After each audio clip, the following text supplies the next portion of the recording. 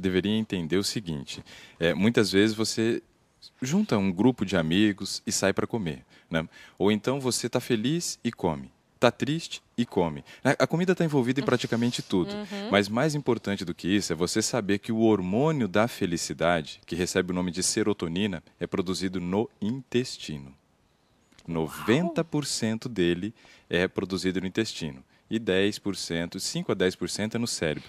Porque o funcionamento do seu intestino depende do que você coloca para dentro, Aham, né? Então, o que verdade. você come é o que vai determinar o padrão de funcionamento do intestino e isso vai determinar se você produz ou não a serotonina a nível correto, adequado. E nós vamos ver que tem muita gente que está produzindo pouco. Doutor Ricardo, quando a gente se propõe a falar sobre saúde, alimentação, eu sei que já tem gente ali do outro lado que fica um pouquinho assim reticente e acha meio antipática a conversa muitas vezes, porque nós vamos muitas vezes ali no caminho dos alimentos integrais, das castanhas, de alguns alimentos que até muitas vezes não é de fácil acesso. Como que num programa de televisão a gente consegue falar de saúde, alimento, respeitando a regionalidade, respeitando as condições, as características econômicas, inclusive? Nós estamos falando de alguma coisa que segmenta, que separa, é um alimento para rico. Fala um pouquinho a respeito disso, para a gente quebrar barreiras e você entender que estar no prato, aquilo que você tem, com a consciência de que você pode ter, desenvolver e aprender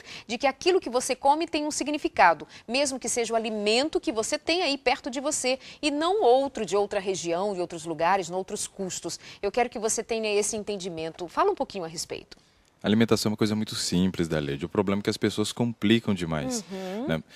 A gente pensa assim, arroz e feijão sempre foi o prato típico do Claro. brasileiro. Infelizmente, ele não tem sido quase utilizado hoje. E o arroz integral é uma boa fonte, né, da matéria-prima que o corpo usa para produzir a serotonina.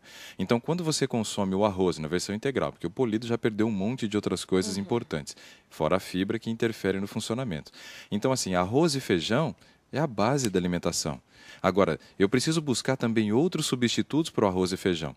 O arroz é um cereal, então eu posso estar comendo um milho, um centeio, aveia, tudo isso entraria como substituto do arroz e combinado com uma outra leguminosa. Se não, o feijão pode ser um grão de bico, uma lentilha, uma ervilha.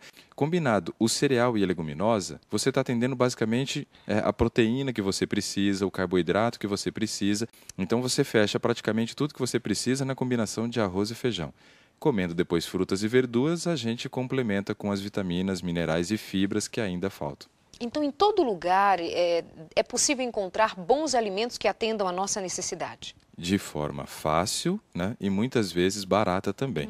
Né, aquelas pessoas que acabam morando fora dos grandes centros, eles acabam encontrando um arroz que é comprado ali na máquina que beneficia o arroz. Então o preço acaba saindo barato e você compra um produto de muitas vezes melhor qualidade do que quem está num grande centro.